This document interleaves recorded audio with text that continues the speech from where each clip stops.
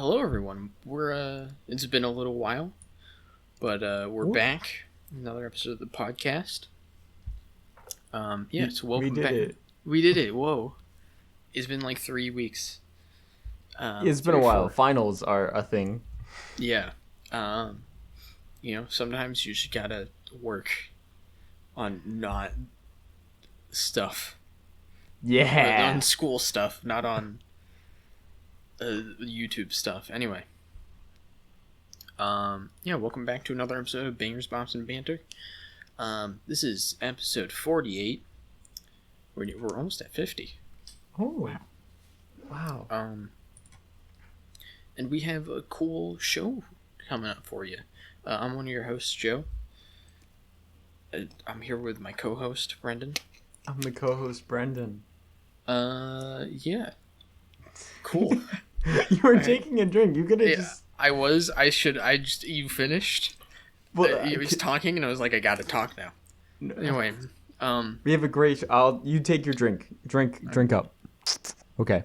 We're going to have a question of that we asked last week that we're going to answer this week. And then we're going to ask a new question for next week. And we're going to talk about... What? First we have music and movie news. Oh, we have we have news. We do that as well on this podcast. And then the question, and then we're gonna talk about the album "Songs About Jane" by Maroon 5, their debut, absolute classic, and a very understandable why. And then the movie "The Piano Teacher" by Michael Haneke, which can be described as a film in some circles. It's Kino. Anyway, man, this film and this album really go together. They really do.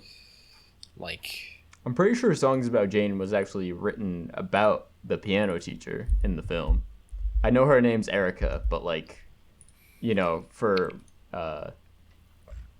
information hiding or something. I don't know what the term is called.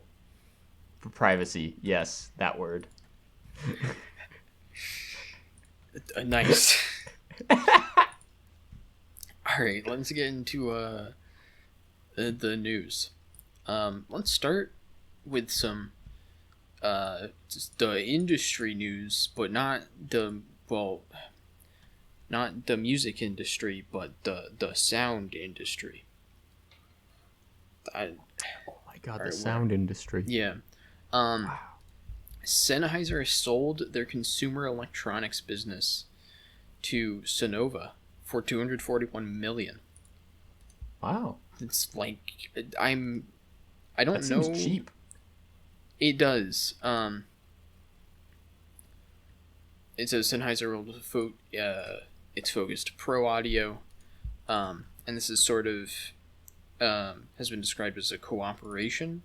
Sonova is taking over the development and production departments of Sennheiser's consumer audio business, which that makes is more sense. interesting. I guess it feels weird. It feels weird. I don't know how or what specifically this includes, because I don't know what is counted as consumer audio. I'd guess that this is most, if not all, of their headphones. I'm guessing professional audio probably refers to microphones and stuff and recording equipment generally. Mm-hmm. And I don't know if Sennheiser makes studio headphones. I don't know if they do. Or at least I haven't heard about any that they've specifically described as studio headphones. So I don't know. It's just interesting. I don't know why. It feels weird to me that they need to sell their consumer headphones branch, because they're like probably one of the most well-known headphone manufacturers, and also well-respected headphone manufacturers, especially in the audiophile community. They've just been like a beacon of quality.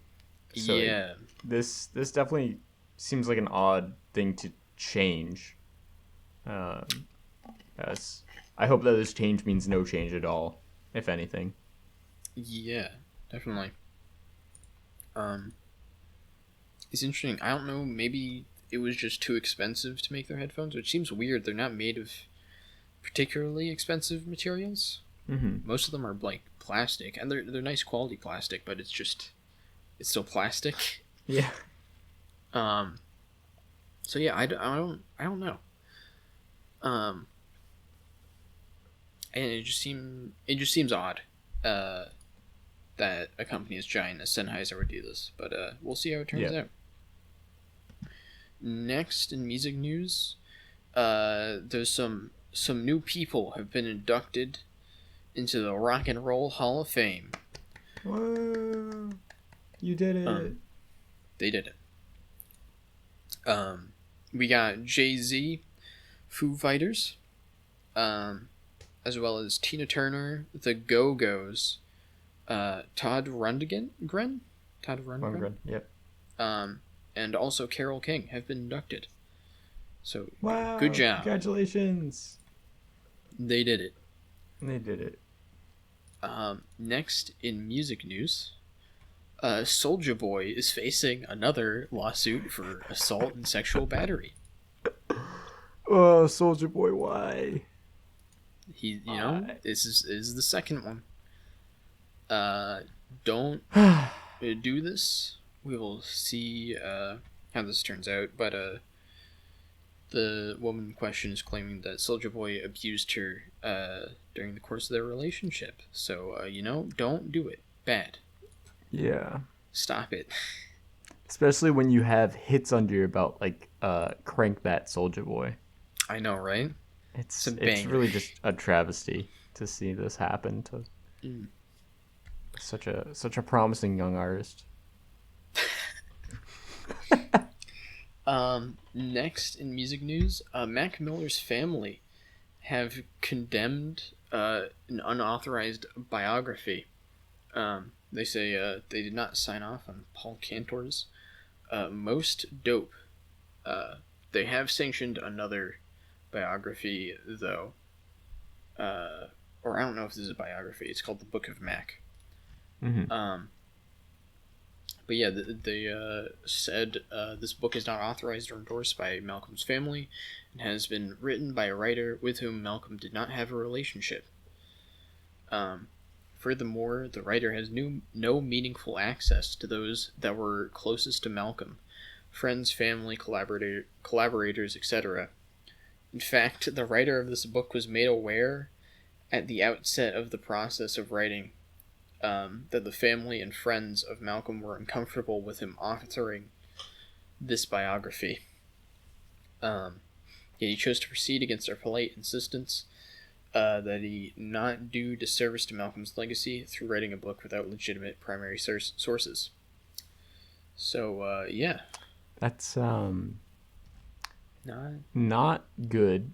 Don't do that. Don't be like, yeah, I don't have primary sources, and I'm not going to be disrespectful. That's not really, like... This is not good. You don't know this person, and you don't know the people who know this person, and it's so recent history where you really can't do that. They have said that they support the another forthcoming book, as mentioned before, the Book of Mac, which the estate was involved in. So, hopefully that's the one that becomes popular. Yeah. And then finally in music news, some really good news. Apple Music and Amazon announce high-fidelity streaming at no additional cost. Streaming services, which is pretty amazing. That's pretty great if you want your, lossless audio. Okay, there you go. There's 2 more streaming services coming in with high-quality audio. I know Spotify is also coming out with a lossless service probably in a few months at this point. I don't know when it's actually releasing, but I do believe Spotify is supposed to cost extra, which kind of sucks. But yeah. So there you go. Wow. Thank you. I also I just also want to mention it's a lot cheaper than Tidal, since both Amazon and Apple Music are only $10 per month, whereas Tidal's hi-fi service is $20. So. Oh wow. Yeah. 20 bucks a month is a lot. Yeah, it is. You got to get that lossless stuff though. That's true. You know.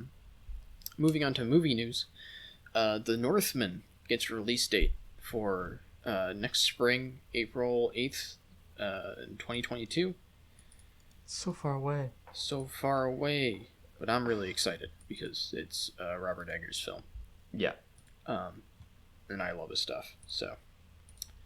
I know.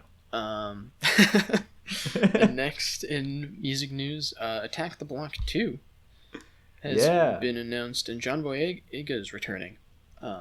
So yeah, cool. Should be fun. Yeah. Next, this is, well, I put this in movie news, but I didn't really have another place to put it, but I just wanted to put this, I wanted to include this, because, like I had to. Elon Musk's net worth plummeted by $20 billion after hosting SNL. That's really funny. And I don't know if it's due to SNL, but it should be, because Jesus fucking Christ. Have you seen any clips from it?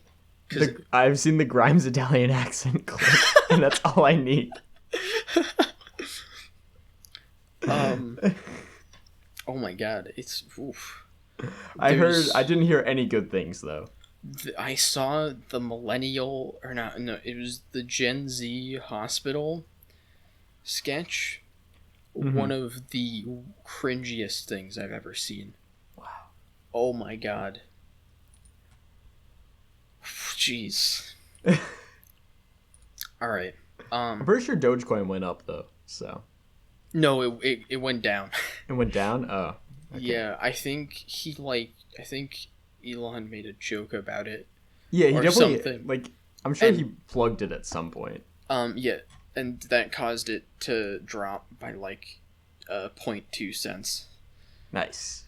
So, or it wasn't 0.2, or I don't remember how much it's actually right now. I think it dropped by actually 20 cents because it was at 75. But yeah. Finally in movie news, do you know the Da Vinci Code? Oh, the great film with was it Tom Hanks? Yeah. They made 3 movies. None of them were received very well. Yeah, because they sucked. And now they're making a prequel series now. Why?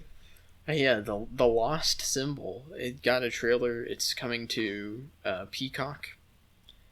Is that the NBC streaming service? They need to rename Peacock to something else because it's maybe the worst name for a streaming service. Just rename it to the streaming service that has The Office on it or whatever. But yeah, I think it's a movie. I can't actually tell if it's a miniseries or a movie. But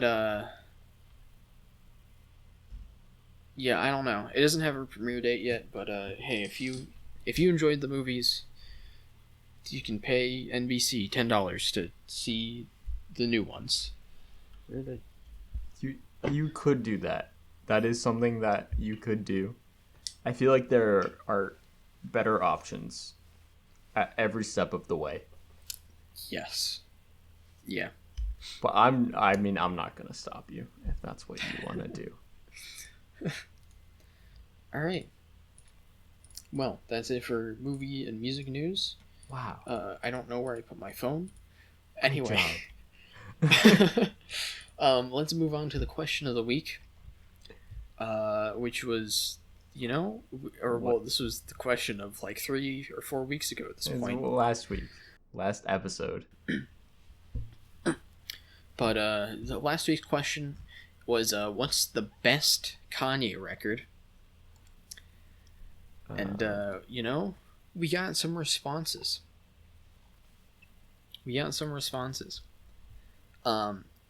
I want to say that personally, it's the College Dropout. Okay, it is absolutely the College Dropout.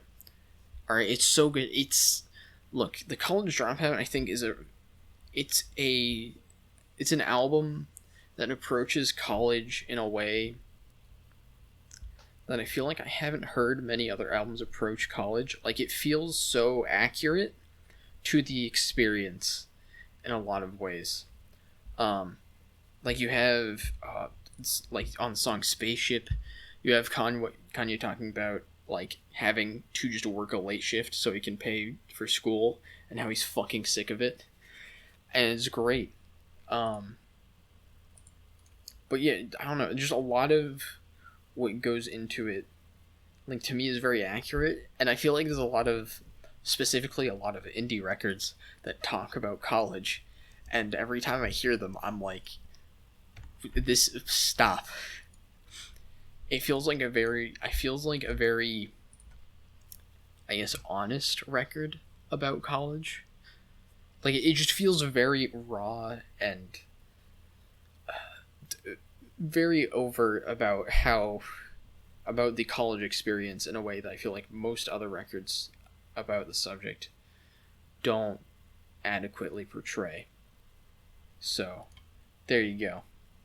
Yeah, College Dropout, I think definitely a great choice. Personally, I'm a Graduation fan because God, the fucking production on the album slaps. Oh my God, it's so good.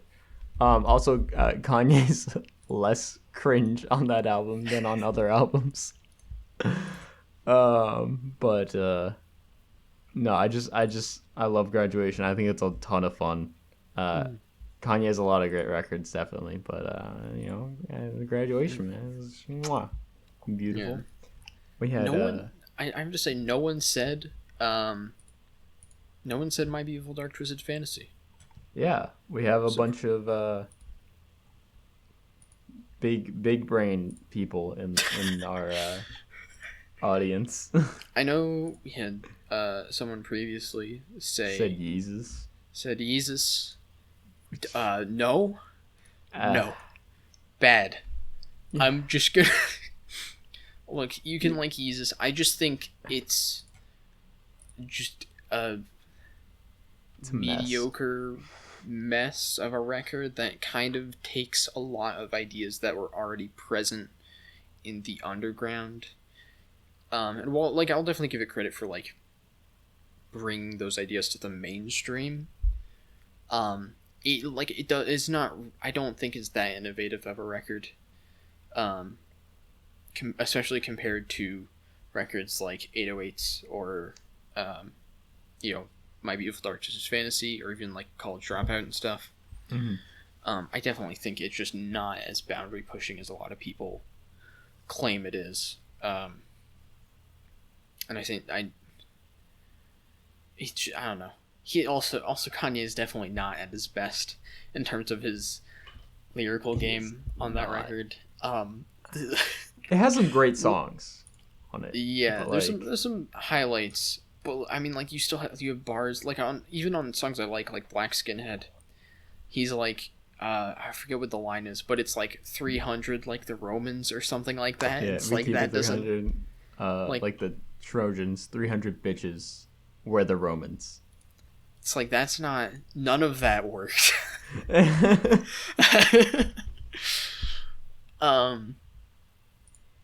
Yeah.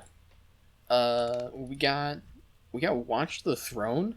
Watch the Throne is like a really odd choice. Yeah, I feel like that's no one's favorite Kanye. Yeah. Like, Watch the Throne is fine, but why? I don't know why would be your favorite. I just feel like there's just I would rather listen to a better Kanye record, like, or a better Jay-Z record. Like, I don't know. Yeah, I don't know. Like it's cool. I'm not a huge fan of a lot of the songs off it. I don't know. Yeah. Yeah, but Joe, can you tell me who was in Paris? Oh God. Oh no. How can you do this to me? Another response we got was "Kids See Ghosts," which It's a solid choice. a respectable choice. I have definitely sort of, I don't know, this record's kind of fallen out of favor for me quite a bit. I have like the weirdest relationship with this record because I remember listening to it for like a few times at first, and I was like, this isn't that great. And then after like the third listen, I was suddenly like, oh my God, I get it now. And it was like, I was like, this is incredible. And then I've kind of, it's fallen off for me quite a bit. I do think there's quite a few Kanye bars on the record that I'm not a big fan of. And I really like the production, but I do think it's a little bit inconsistent. But I mean, you do have tracks like Reborn on there, which are amazing. So yeah, I don't know. So I definitely like Kids See Ghosts. It's pretty short, which some works in its favor, but also doesn't. I feel it's got like a ton of great features and stuff. It's definitely a very, very solid record, but I don't know. I don't feel like it's Kanye's best. You know? yeah. Yeah. Yeah. That's the question this week. Question for next week. Nothing to do with the Israel-Palestine conflict. But, my question for next week is, what is a film that fucked you up? That got you shook? It shook you. Probably we won't. Just what's a film that fucked you up? It got to you. You know. Yeah. It could mess with your head. It can be the Tim Burton Batman films. It's okay. We understand. It could be a movie from your childhood that haunts you. Like the Tim Burton Batman films. It could be whatever. A movie that you saw that made you question your entire existence. Yeah, the Tim Burton Batman films. I see a theme. We're gonna get to next week's episode, and someone's gonna say The Dark Knight or some shit. Dude, the Joker just really spoke to me, you know?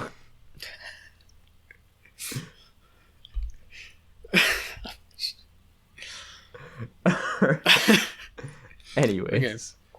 Okay. But yeah. Leave your response in the comments below, or don't. That works too. If you can actually send it by carrier pigeon, that would be ideal. Absolutely. But yeah. Anyways, that's good. That's good. Yeah. Want to talk about some music? Yeah.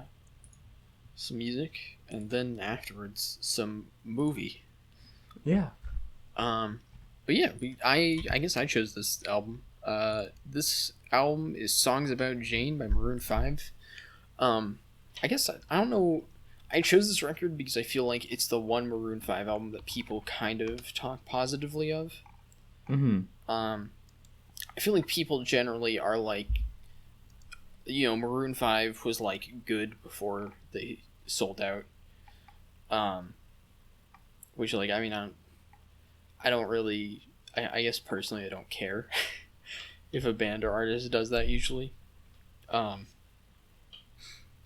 But yeah, I guess I just wanted to take a look, see what's up. I do enjoy some of the singles off of this record. She Will Be Loved and This Love, I think, are both pretty solid tracks. So I wanted to see what the rest of the record was like. Spoilers. It was decent, I guess. Yeah. Funnily enough, those two songs that you just said are like the songs that I jam to, mostly probably because of nostalgia, but they're also, I think, solid songs. Yeah, This Love is like really catchy. it Um, is definitely. Um, it's a fun, it's kind of a fun. It's like a fun breakup song, you know. yeah. Um, it's got some pretty groovy guitar work. I think that's the biggest advantage of this record. There's a lot of very groovy and pretty catchy guitar work on it. Yeah, it's Um, like they're like a funk rock band, I guess. yeah. It's very like pop watered down, but Hmm. it's still got those like funky riffs. Yeah. And there's some tracks actually towards the back half, I'd say, that get much more into that kind of energy. Yeah. Uh, but they definitely they definitely water down their sound even more on future records and get far more pop, Yeah. and just not. They still got some some hits in down the line, but it's really just not as as appealing on the ears, I would say. Like, Yeah. I feel like I've I went and I checked out some later Maroon 5 records, and like I'll listen to the singles that are like the radio hits, mostly because of nostalgia. But like everything else on those records is like very forgettable. Where at least on songs about Jane, like the deeper cuts are at least decent, I'd say. Yeah. There's, I think, you have a, like, for me personally, I really like the opening track, Harder to Breathe. Mm-hmm. There's a lot of really catchy, groovy guitar work on it. Especially, the hook is really good on that track, I'd say. Yep. Is biggest advantage. This, like, surprisingly aggressive guitar riff with Adam Levine's, like, I don't know, his vocals are kind of weird. They're very, they're sort of, like, sweet in a way. Yeah. Um, and I think that contrasts very well with the guitar work generally. Um, and yeah, I don't know. It's a lot of these tracks I say are fun. Yeah. Um, and I think this is a perfectly like acceptable record to put on. Um, and at like a gathering, I guess. Oh yeah, definitely. Um, Like this is fine if you're in like a group. This is like very agreeable music, I feel. yeah, Uh, there are, I want to say, there's like this one thing that gets me. And I think it's Not Coming Home. It's a live version. Um, is it's the one, I'm pretty sure. I don't think it's live. I think it's meant to be as if it's It live. sounds like it's live. Okay. You have a bunch of people shouting them on. I think that's I guess I didn't listen to the lyrics too hard. I didn't think it was that important.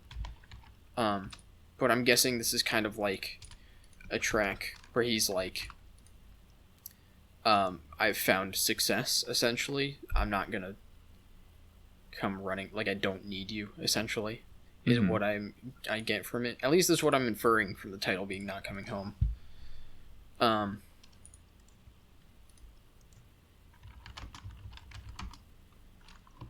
yeah. Google searching very quickly. Uh, uh, no, where's the Genius link? There it is. Oh my It's a god. demo. Oh no. Oh no. Genius, why'd you change your UI? What?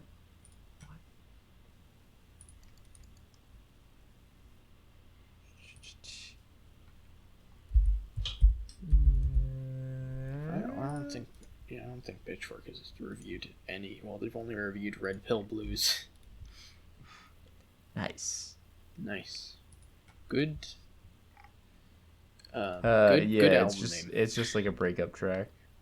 Yeah. I don't know. I feel like you can kind of draw like thematically. It's kind of if he's like he's found success within his band and he realizes he doesn't need to ever go back. I mean, this entire album is basically just breakup songs. It really is. It's more just like Not Coming Home is just like I don't need you anymore. Yeah. Or yeah. This Love. again, breakup song. Like all Yeah. these are they're pretty much breakup Yeah. songs. They're fun. Yeah. They're definitely. I'd say most of them are just very enjoyable songs that don't. I guess this record, there's not a ton of diversity on this record. There's some slower songs, but I'd say it's very samey throughout. Mm-hmm. You kind of just get, like, I don't know, you kind of get what you expect Yeah. from this record. I don't know if there's like, I don't know. I don't, to me, this is a record where you kind of like pick out the songs you really like and you listen to those, and then you don't really come back to the other ones. Mm-hmm. It's like 45 minutes or 46 minutes, which I feel like is definitely just a bit too long for it. Definitely could have cut out a few tracks, because I do find myself kind of just tuning out, especially the back half of the record. Yeah, I don't know. It's like a decent album. There's some fun songs. They're catchy. What else do you want? Yeah, I mean, I'd pretty much have to agree with that sentiment. I mean, there's some bangers, and then there's some other songs which are fine. Like can't complain too much, but I can't applaud it really either. Yeah. Oh, I think we're having some technical difficulties. Oh Oh no. Oh no. Oh no. Can you still hear me? Oh dear. I don't. All right. I can hear. Oh, are you back? Yeah, we're back now. Okay, I could hear you that entire time. I don't know if you could hear me. No, you're frozen. Yeah. What was I gonna say? This is okay. I feel like this is an album that actually shows quite a bit of promise for their band, which is kind of unfortunate. Like, I think there's a lot they could have jumped off of in order to make this sound more unique to them, and taken it in a more interesting direction than they did. This is,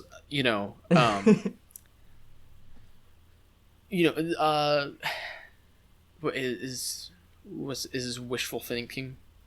Yeah. This didn't happen. So that's true. I know. I mean, I guess I haven't listened to their follow-up record.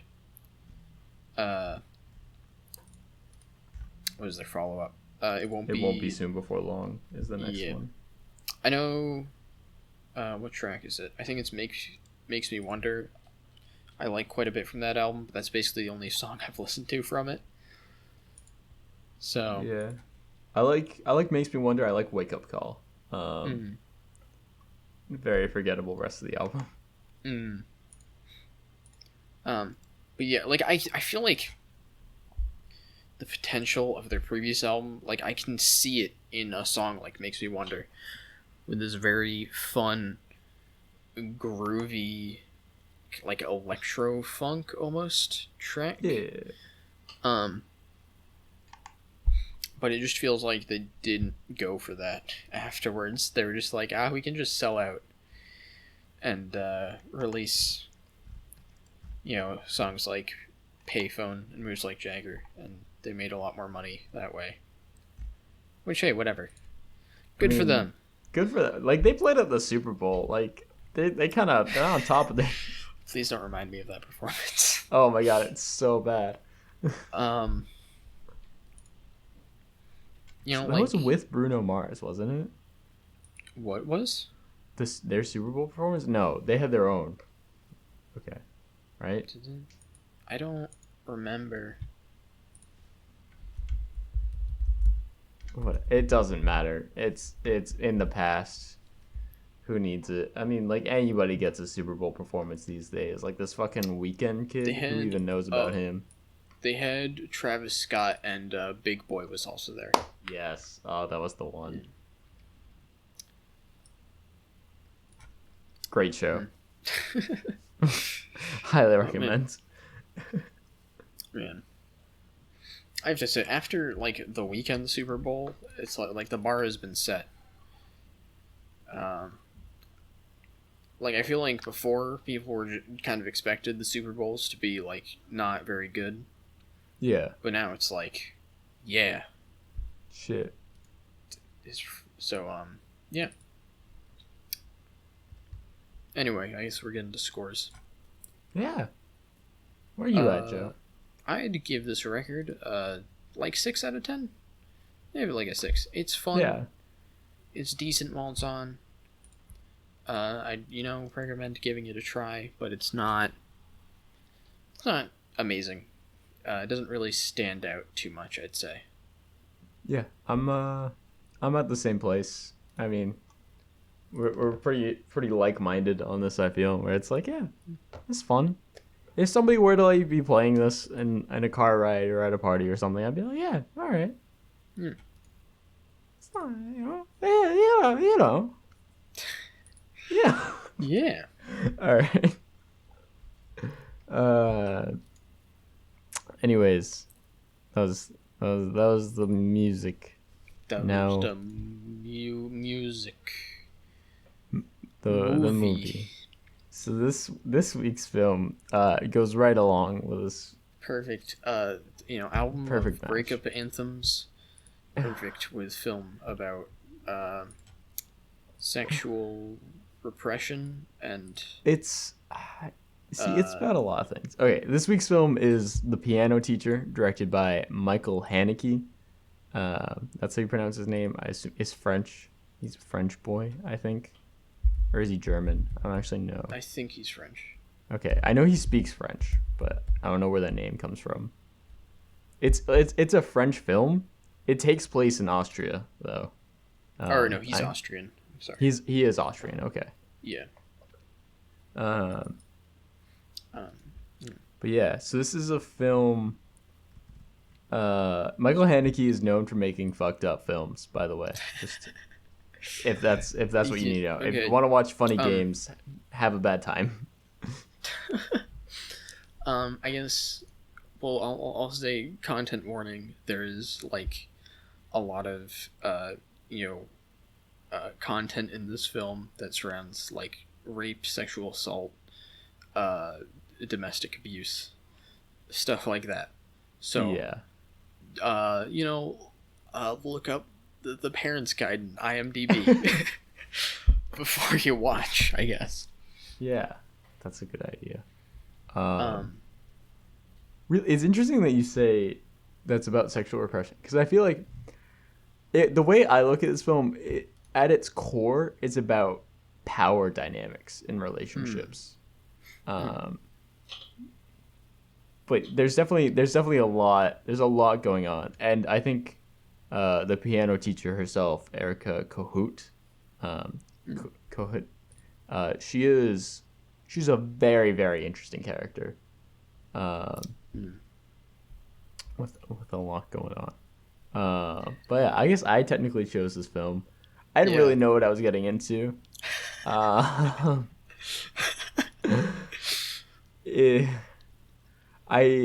knew, like, okay, yeah, a piano teacher has a little affair with her student. That's not really what this movie's about.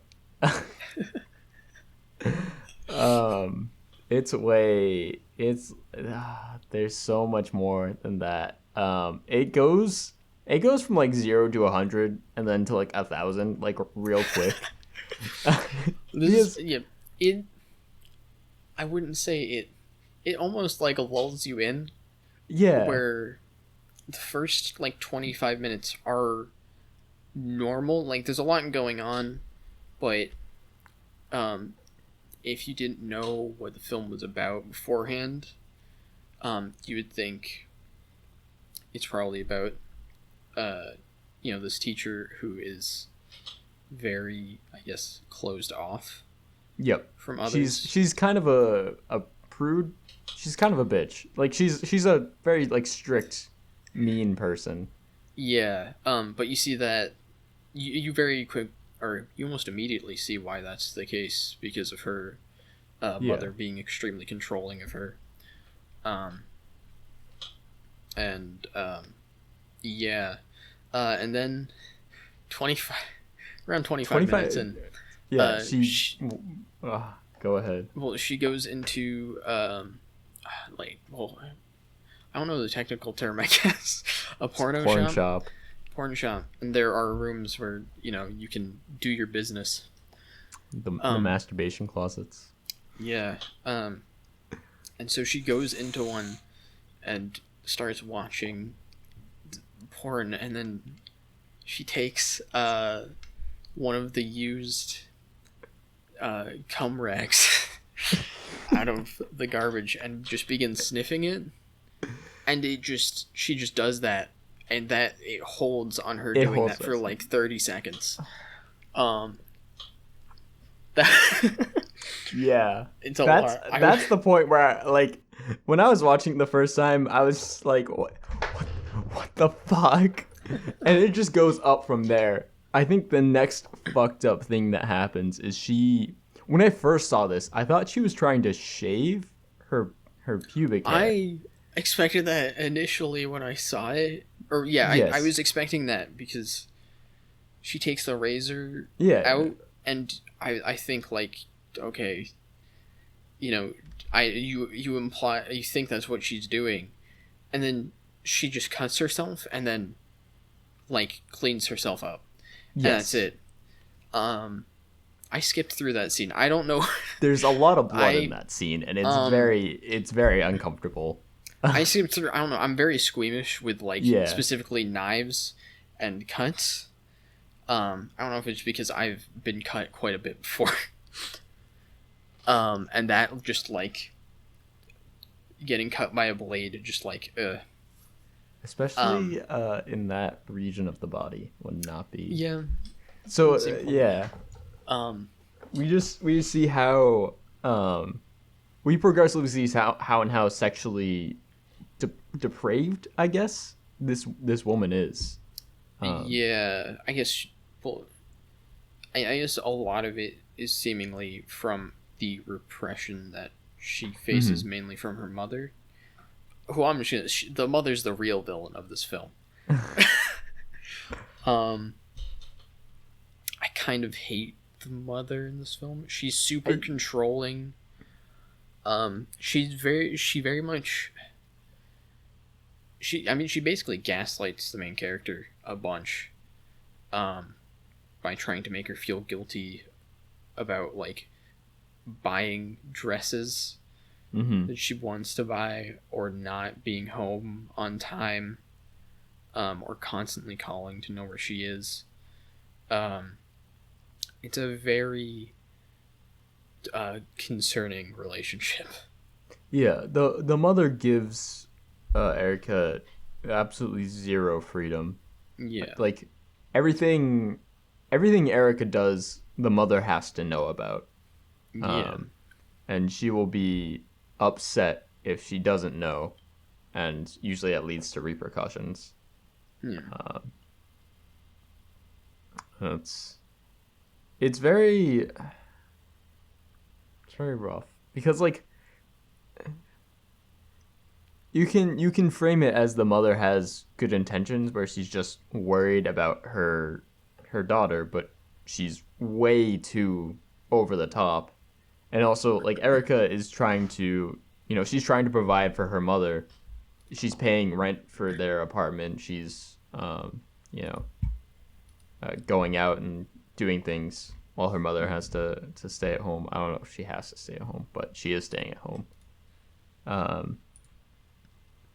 And it's unfortunate that this has kind of led her to be the way she is, because Erica's not a happy person, and it's not good, not fun to be her. Yeah. Yeah. Yeah. Yeah. This is only the first half of the movie, by the way. We haven't even gotten to, like, the meat and potatoes. Yeah, I think it's very interesting the way that I guess repression sort of plays out. Mm-hmm.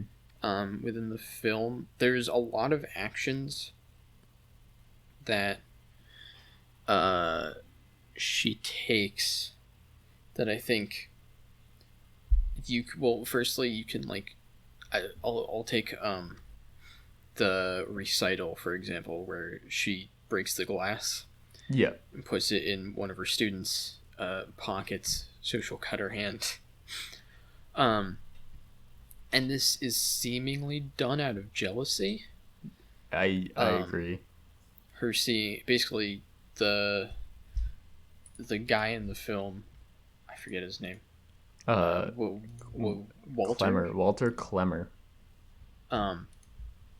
Basically he just helps the girl essentially. Yeah, so this girl, Anna Schober, she has stage fright. She has anxiety about performing, and she's meant to perform some piece at a show. I think she pretty clearly just has like generalized anxiety.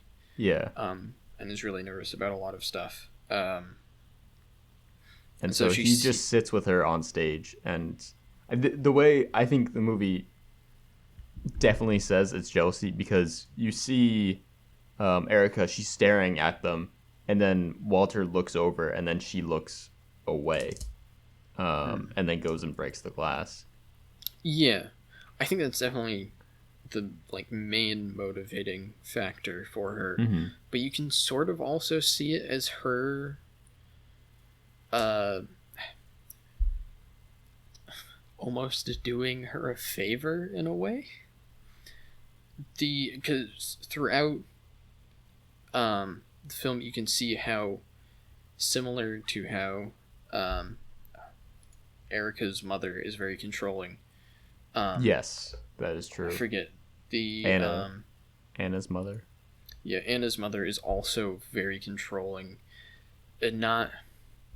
we don't see it directly, but it's implied that the reason why Anna's taking piano lessons is not for her.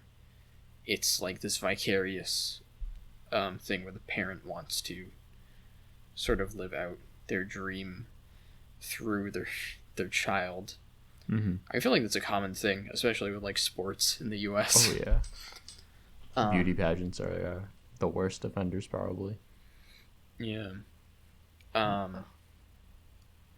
But you can see that in the scene afterwards or it isn't, I don't think it's directly afterwards, but where Erica's talking to Anna's mother, and Anna's mother says, "We've sacrificed so much for this," and Erica corrects her and says, "No, she's sacrificed so much for this." And so like, and those signs are also present throughout. Earlier in the film when Anna comes out of the school, and she's crying, and her mother is like, she's talking to Erica about her progress essentially, mm-hmm. To know whether or not she'd be ready, and she's talking about how she already practices like 8 hours a day and stuff. So it definitely, to some extent, feels also like Erica like recognizes that in a way, and is sort of, again, not really doing her a favor, but she's like helping her in her own way. If that makes sense. You can definitely look at it that way. At the end of the day, she still mangled that kid's hand. Yeah. Because she felt like it. Again, and that's how I feel. That's why I feel like this is all about like power dynamics. Is because, the way I see it, she wanted to secure her power over Anna by hurting her. Yeah. I don't know. I guess you can look at it like a lot of different ways. It's a very... Yeah, definitely. Like, that's one thing that I think is like really cool about this movie, is that like, I mean, Erica's like not a simple character. The reasoning behind her actions is very, very complex, and you can... try and get a lot out of it. It's very cool. Also, sorry, just like I have like a bunch of tangents that I was going to go off of, but we were talking about the thing, so now I'm gonna go on those tangents. Tangent one. Earlier I said like, we see the camera and she's looking at them and then looks back and look away. The camera work in this film is so great. I absolutely love it. Like the first half hour, not much is really happening, but it kept me super engaged just by the cinematography and just how everything looks.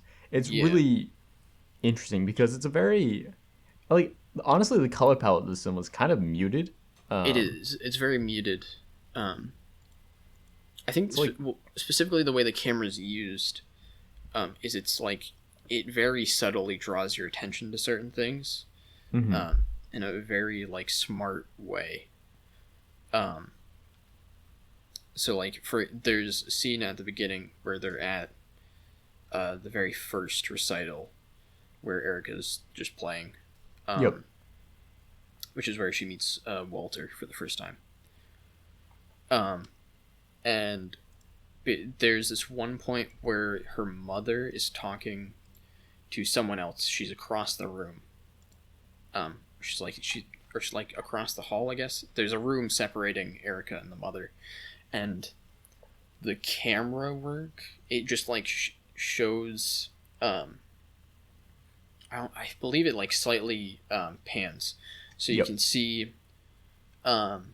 As the mother is talking to this guy, she like looks out to check on Erica that like while she's away essentially.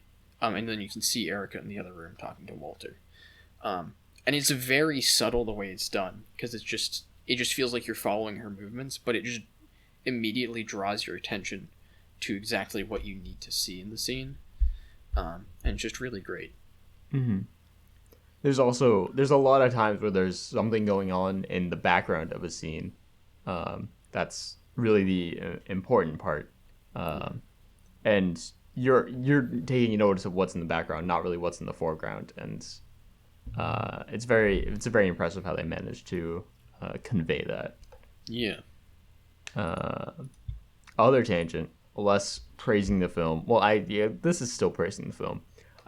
I was reading the Wikipedia article, and apparently, the girl who plays, or the woman who plays Anna's mother, isn't actually speaking French. She's speaking German, and it's dubbed over. And it's dubbed over incredibly well. Like I didn't even notice the first time I watched. I had to watch the second time and like intensely stare at her lip movements. Wow. Okay, that's really impressive. Yeah. It's it's just like a Western. Yeah. Yeah. I like that. With just as much rape. Ooh.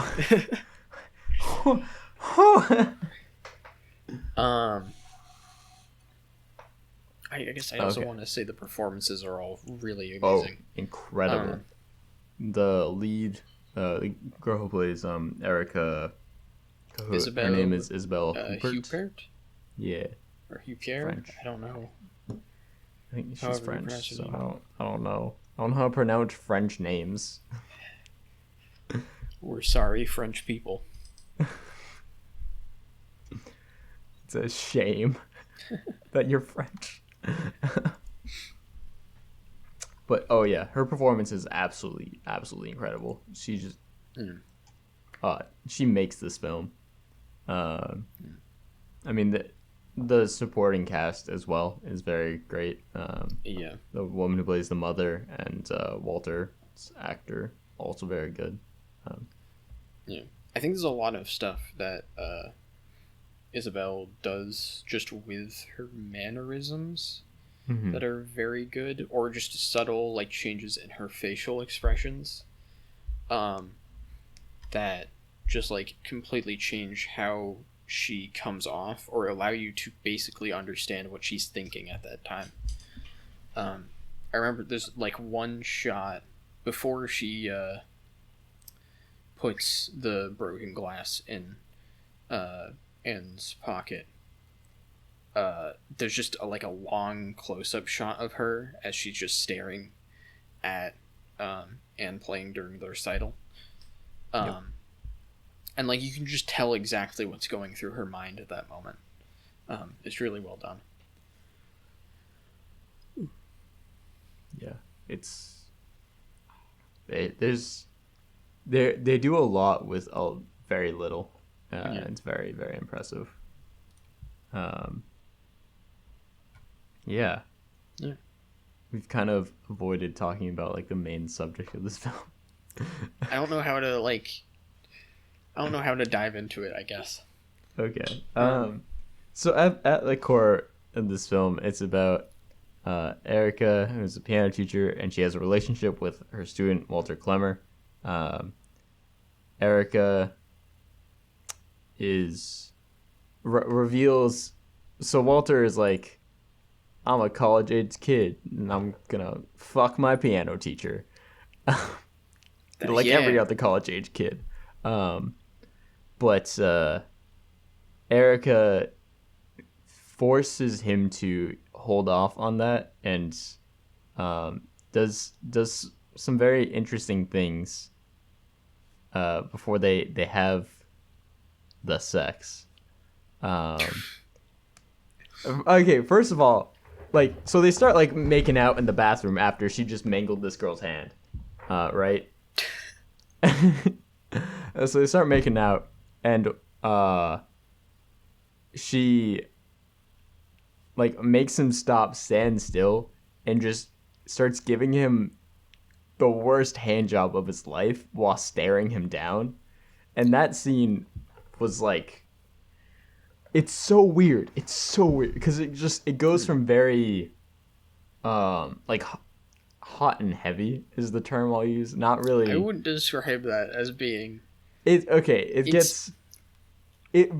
Like there's definitely like passion there, and then it goes very cold in an instant. And seeing it's not I guess that's not really how I saw the scene. Mm-hmm. To me, there is. I mean, you said the film is about power dynamics, and there's a flipping of power dynamics that happens in that scene because Walter is the one who initiates. Yep. And he begins, making out with Erica, but Erica still comes off very awkward and. She has this like dead fish pose while they're making out a lot. Yeah. And it seems like. I mean, a lot of that seems like she just doesn't know how to handle a situation like this or her feelings towards him. But at that point, it's very much Walter is the one taking control, and she doesn't want that. Basically, a lot of control has been ripped out of Erica's life, and so she wants to feel control through, these sexual acts, essentially. Yeah. And so, but the way in which she expresses that control is very,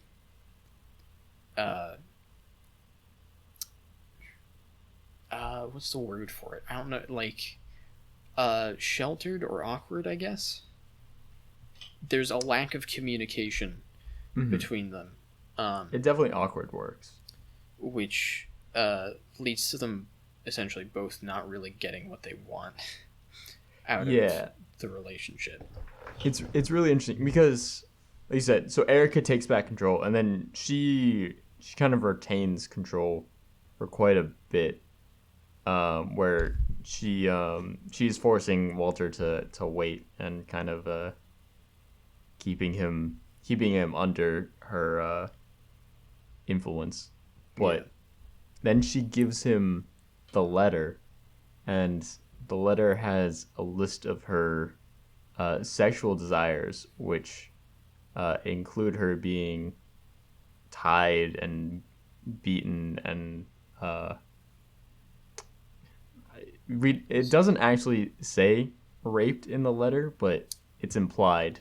It's implied that it's forced. Yeah. Even if it's like consensual, quote unquote. They also use safe words. I'm just gonna Yes. use safe words. Use safe words. Oh my god. So I think important. a lot of that, like the letter and everything, definitely. It like she definitely does not know how to express these desires in a way that is not very off-putting. Mm-hmm. Um, And I mean, we see that Walter is definitely very off put by it. But the act of giving the letter, she's also giving up. She totally gives up control. yeah. Which uh, we kind of see later, which is what she thought she wanted, and it's ambiguous whether that is what she really wanted. Yeah.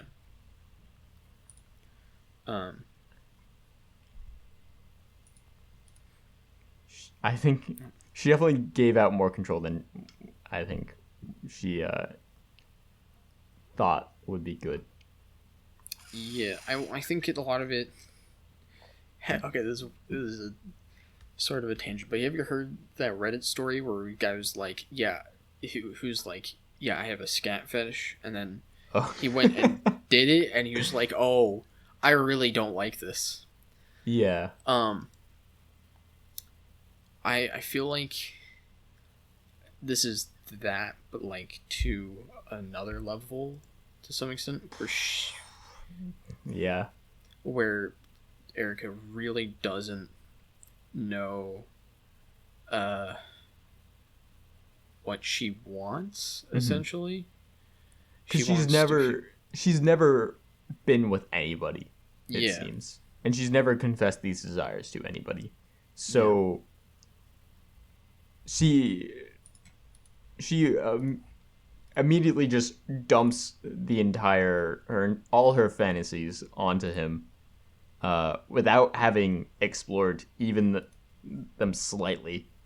It seems like with another person, I should say. It's definitely Yeah. implied that she has done some things on her own, considering she has equipment and such. But with another person, that's a completely different ball game. Yeah. Um, I think also, I guess, in the scene where she gives him the letter, or he reads the letter, we also see that Walter is very much inexperienced, I guess. Mm-hmm. Specifically in the way he reacts to it. Because like he's just completely and totally disgusted, and he calls her like some pretty awful stuff. Yeah. He like I think he literally says you should get help for this. Yeah. He calls her like dirty and I wouldn't want to touch you, which you could definitely see that as okay, well he's read the letter and he sees this is what she wants, so he's going to give her what she wants. And if she wants abuse, he starts abusing her. And it's definitely the abuse starts there. It's unclear. Well, I don't know if it necessarily starts there. I'd argue it comes off. Well, he at the very least comes off very controlling earlier in the film, especially in the bathroom sequence where he literally jumps over the stall door. Yep. To open it. But I think also he like it's subtle because he's very charismatic.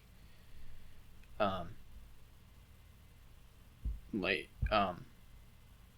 but the way he pursued Erica is I think is pretty telling. That he just he just took piano lessons in order to try and get with her. He like at one point he mentions that he his grades are like suffering because of his pursuit of Erica. But yeah.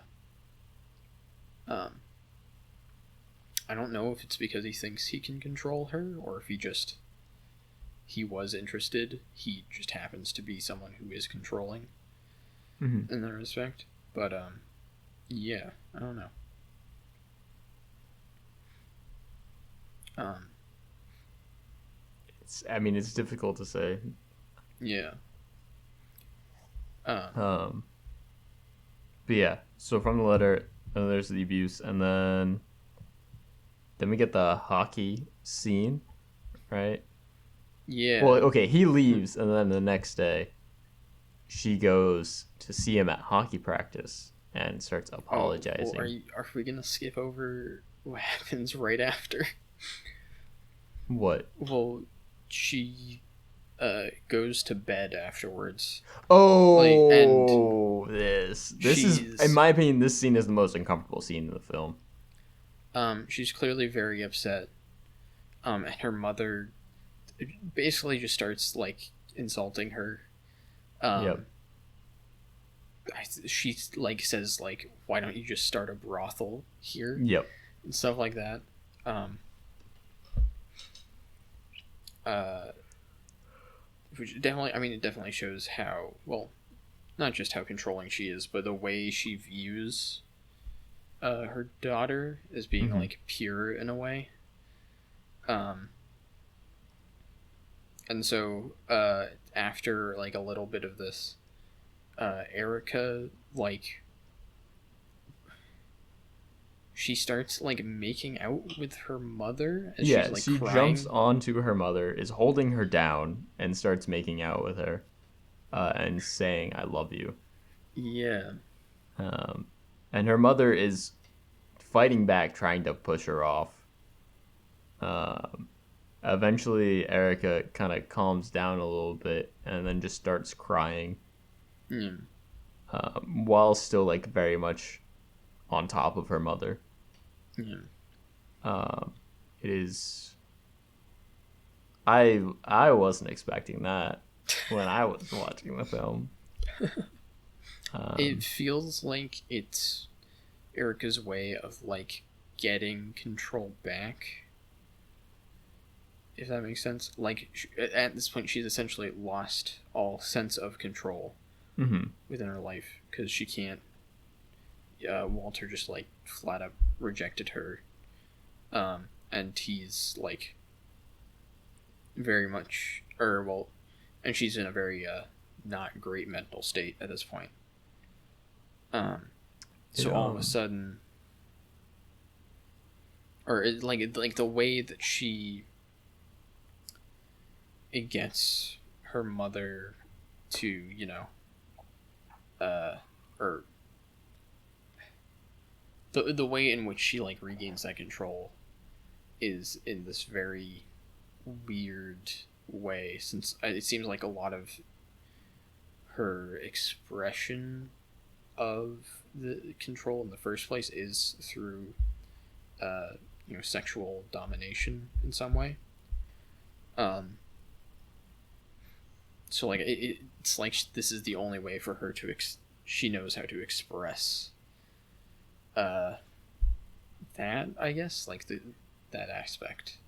I guess Does that it's make interesting sense? because we see, I want to say, like, she tends, when she feels she loses control, she tends to try and take it back physically. Yeah. Because earlier in the film, when her mother rips the dress, she like grabs her mother, and starts pulling at her hair and hurting her. Mm. Um, so this is a different way of physically taking that control, but it is at the end of the day very very physical. Yeah. Um, Especially with holding her mother down. Um, but it is, oh man, this film is just, this scene specifically, like this scene is the one that gets me. There's lots of scenes that are very rough, but this is, in my opinion, the roughest. Yeah. It's just like difficult to watch. Mm. um Very very uncomfortable. but yeah. Yeah. Let me get.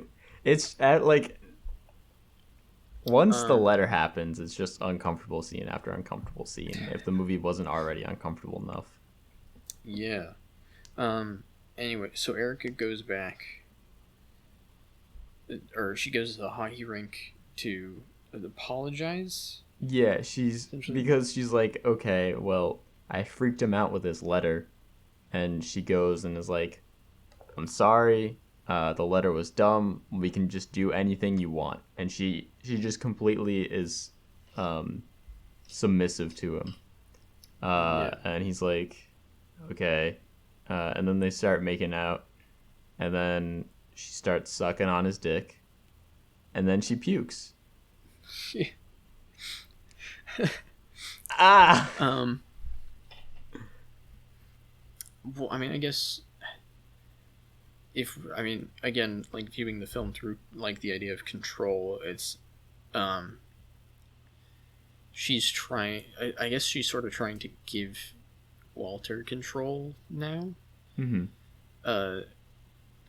I mean, it's partially that, but also partially, this is like literally her first relationship with someone, so she desperately wants to keep it, essentially. Yeah. She keeps one thing that's interesting in that hockey scene. She keeps saying "I love you" to him, and she's never. I don't think she had ever said that before in the entire film. Yeah. Except to her mother last night.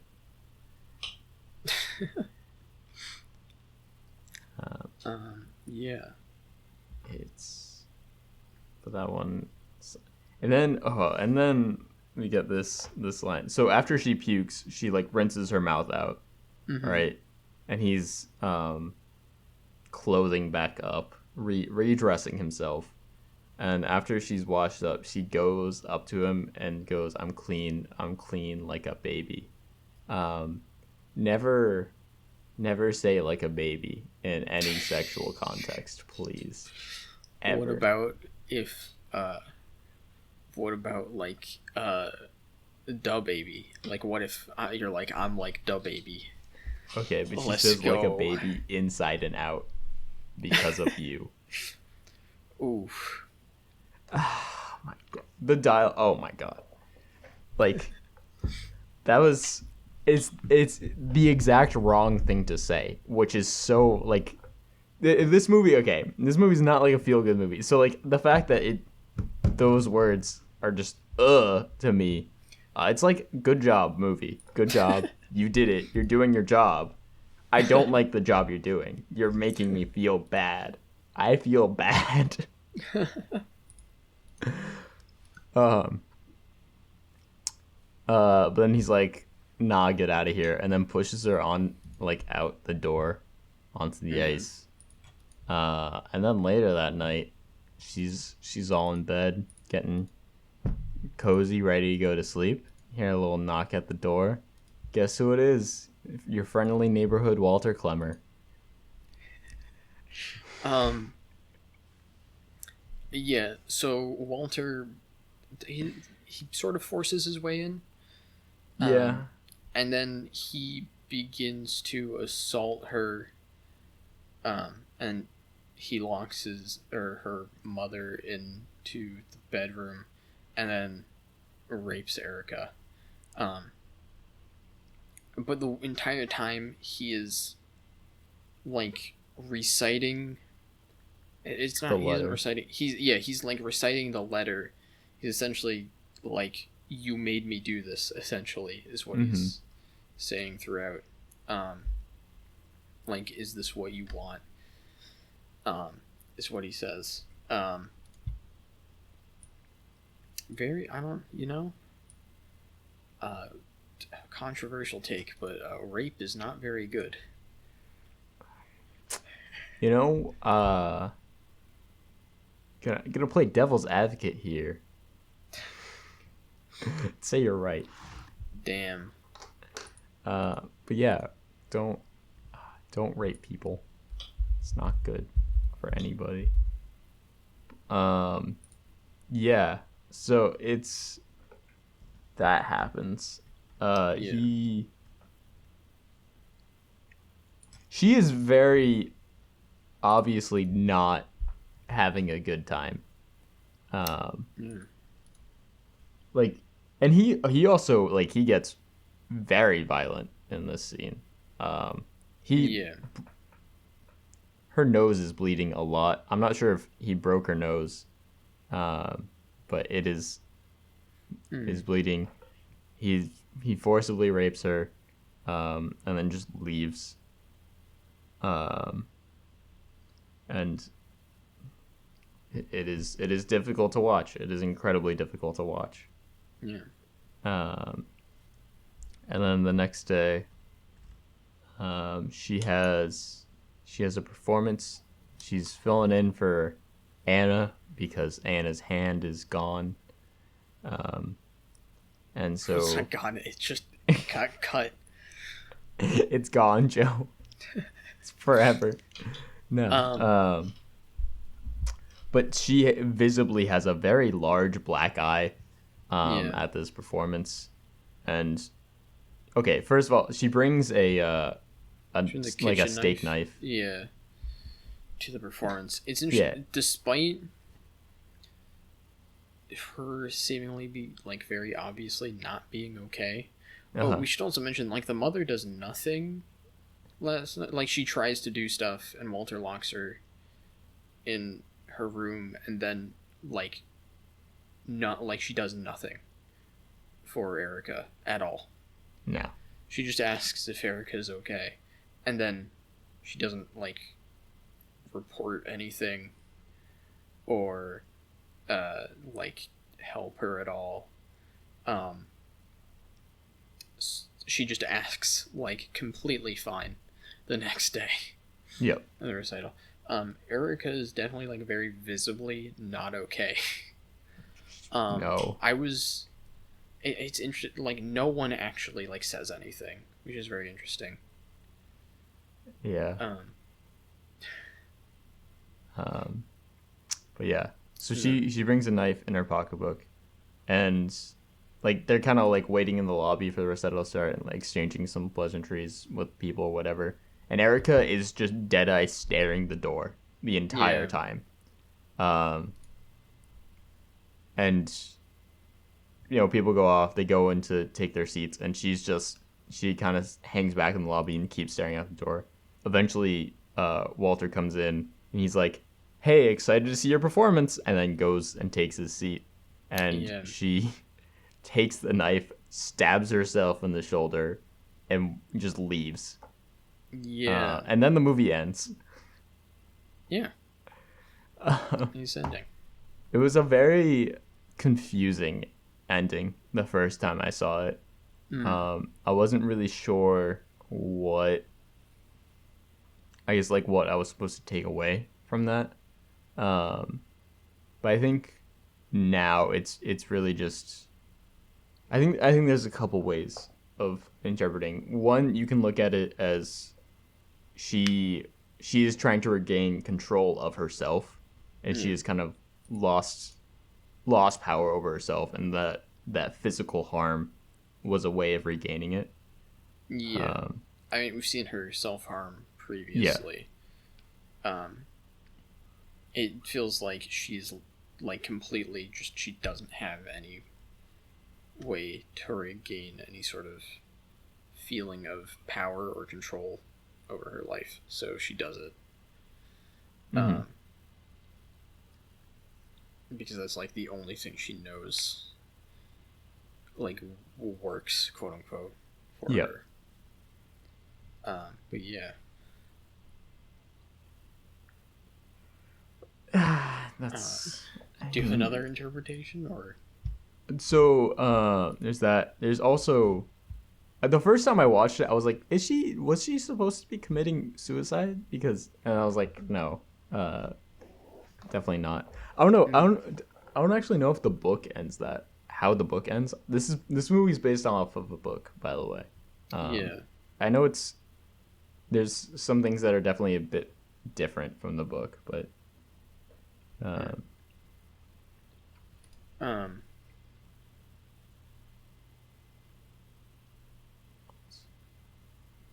oh, I don't know. yeah. Um, well, I mean, Wikipedia says the stab scene is from the novel. I Okay. do know they took out.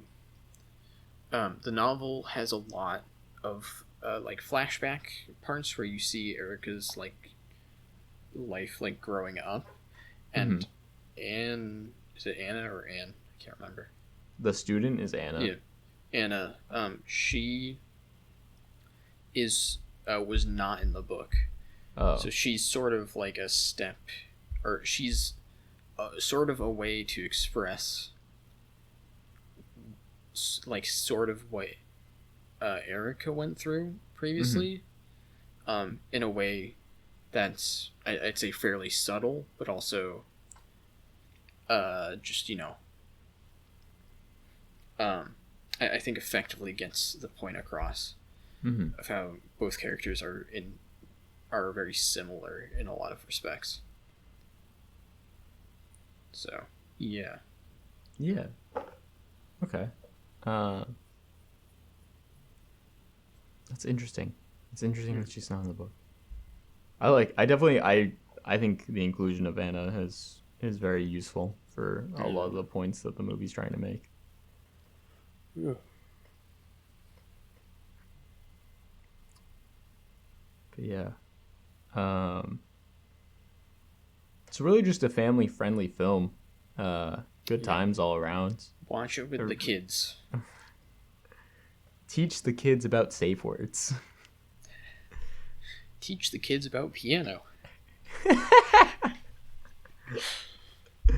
I mean, if you stop this movie at 25 minutes, it's just a fun little film about some little pianos. I mean, not really. It's not fun. It's not really fun. She's It's just kind of odd. Erica's still Erica's still kind of she's mean. being abused by her mother and also is abusive towards her Her students. students. Yeah. Yeah, yeah. Um, yeah. Yeah. What is? Oh, sorry. It's just like a. We brought up her students again, and the weird point. So earlier, back to like power dynamics. One thing. There's this one scene where a student of hers, like she's just like walking along, and she sees a student of hers looking at porn magazines. Um, Mm, and then she punishes him, or she's like extra mean to him the next day, yeah. because, and is, uh, ridiculing him for his actions, which I mean, Despite first of all, don't do that to people. Everybody watches porn. It's okay. yeah. But it's interesting because we've seen her done far more depraved stuff already. Yeah. Um, and the reason she's doing it is obviously not because she actually disapproves of his actions. Or it's not it doesn't seem that way that she actually disapproves of his action. It's more just she has the ability to control even more and have even Yeah. more power, and so she takes that Yeah. opportunity. Hmm. Which is just like wow, she is she's a person. She's weird. The character is a very odd, very complex, and it's very Hmm. interesting to see. Yeah. Um, I guess there are some things I wasn't a huge fan of. Specifically, Wow. there's one scene where Erica comes home and her mother like slaps her a couple times, and then she slaps her mother back, and then her mother just says, "Your father's dead." And then the scene cuts.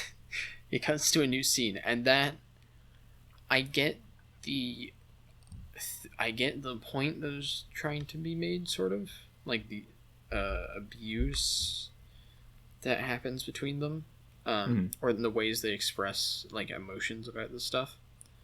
Um, but it's really funny the way it's cut, in my opinion. It's like the way it's cut is very comedic to me. Just they slap each other, and then her mother says her father's dead, and it just cuts.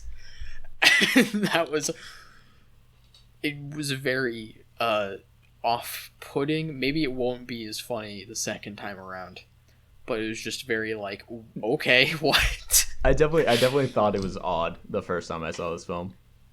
Um, But yeah, no, I mean, like, I still enjoy it.